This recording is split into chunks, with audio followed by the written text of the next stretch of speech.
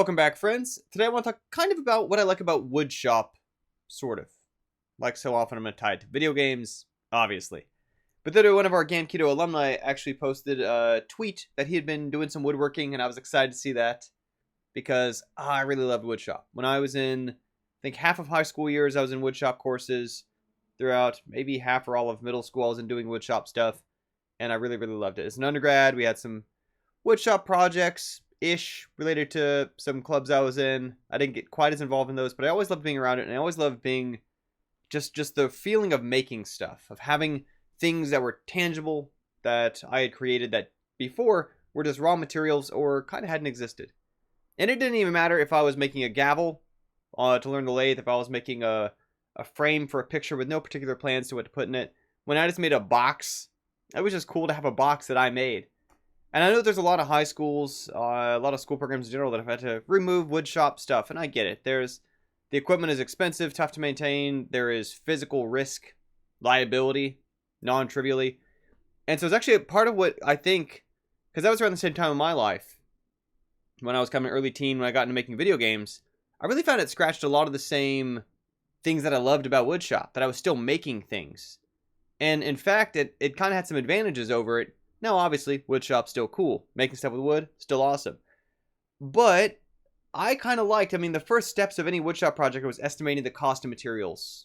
And even if it wasn't going to be a ton of money, that you had finite materials you're spending money for to order lumber and wait for the lumber. And it just, I didn't like that aspect. And of course, in digital space, you don't have any materials. Your materials are essentially kind of what time you can put into making stuff. Drawing your own pictures, making your own models. Now, of course, I'm assuming you're not buying assets because, at least in GameKeto, we don't do that. But when it comes to just making stuff, it's your time, ability, interest, level of commitment, level of compromise, and crafting your own materials out of time, essentially. There was a challenge in woodshop of where to put it. I don't have any of it here with me in LA. It's back in Missouri. But the woodshop stuff I did, even just through several years of it, started to kind of pile up of, I don't know, I didn't really have anyone who necessarily wanted that stuff. I didn't have anywhere to put it. So I just kind of have these just wooden objects. And there's the same problem I actually had with origami for some years. I kind of got into making little paper things. And I would just produce a ton of them. And have like a drawer just full of them. And eventually you start making them and just make it and throw it in the trash because you got nowhere to put all those physical things. Digital stuff, of course, you can fit so many infinite, essentially, things. Especially if they're size of things you're making alone, making your own assets. You're not going to run out of space on an even outdated machine of where to put your own games digitally or back them up cheaply.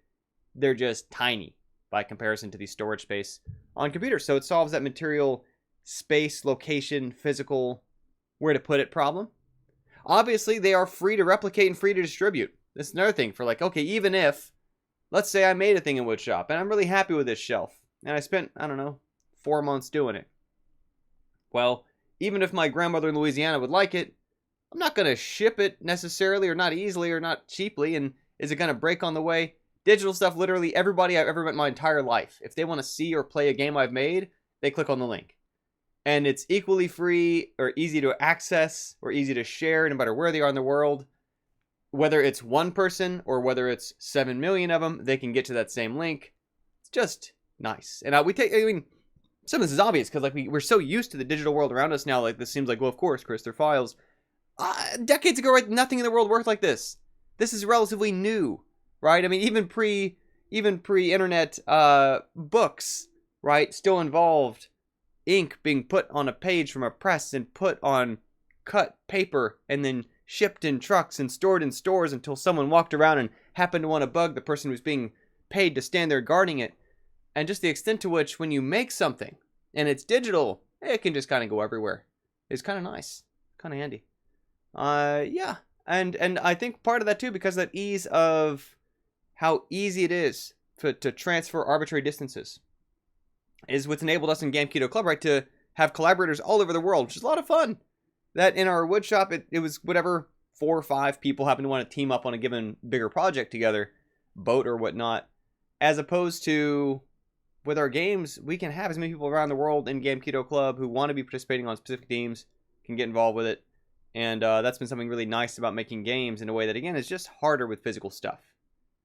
Just not easy to do. And then lastly, I don't want to overstate this one because plenty of people do woodworking stuff all their life and turn out fine. I don't want to scare anybody. At the same time, it is, like I say, one reason why so many high schools no longer have wood shop, metal shop class is straight up sheer physical danger, risk, liability. It's a very real thing, especially for beginners who are new to it, aren't being properly cautious, aren't wearing safety goggles, to your fingers are at risk, to get things caught into blades is a risk, to get things crushed is a risk.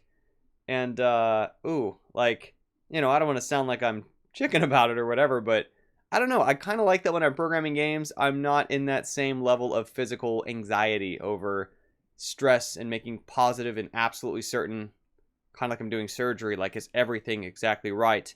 Because if it's not, someone could be seriously hurt. I kind of like the levity that comes from in digital space. Like, we'll make a mistake and then we'll fix it. Oh, speaking of which, the very fact that almost anything you do in digital space is undoable, either through literally undo on your keyboard, or if not, then through your repository of just, roll back the change because it broke stuff. That's just this nicety of, again, of the things we take for granted in digital space, how easy it is, the heck in a text file too, to just make something, try it, undo it, redo it, thrash on it, in a way that, again, I mean, heck, you make one mistake when you're working with a wood project, you might have to start over. Right? You might not even be able to easily disconnect stuff where it had been glued together, joined in some fashion, or if you can, it's going to be a lot of work. And if you had any finish on stuff, it's going to be a lot of work to try to make that match, and those problems just don't happen in digital space. So again, I really enjoyed woodshop, not trying to hate on woodshop or woodworking kind of stuff. I still think it's cool. I still think I'm happy to see our alumni doing that kind of thing. It's really satisfying.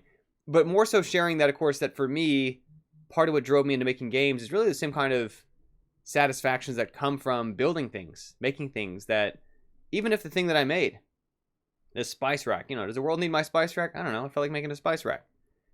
When you're just making a game because you feel like making a game, it's a very different kind of satisfaction being scratched of, I feel like making a space shooter right now. Does the world need another space shooter? I don't know, but I feel like making one. It's a different way of engaging with it than trying to come at it from the business angle of, well, what's our niche, what's our positioning, what's our statement, what's our marketing strategy. And as long as you're appropriately not getting heavily invested in it as if it has to pay off like a business, it's just another kind of craft or hobby or thing you can be doing, and really fun making games. Anyway, just want to talk about that a bit because, of course, I love it. It's part of why I keep doing what I do, because it's a lot of fun. Anyway, that's it for today. Thanks for tuning in.